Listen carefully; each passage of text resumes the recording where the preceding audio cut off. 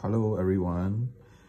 I just bought a local chicken sandwich by the brand of Gi Song Cake.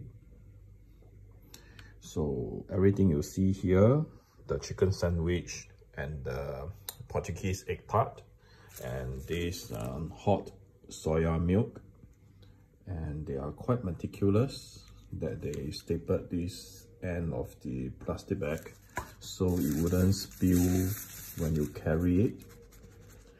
All this that you see here is about 12 RMB, which is about 180 US dollars.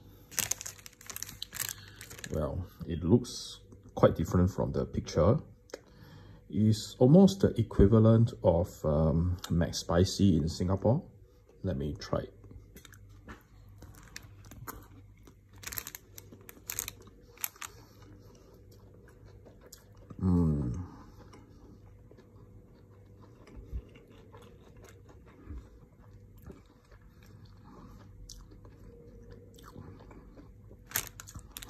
I think it's okay. It's a little bit spicy and kind of like a spicy version of a Mexican, but it is not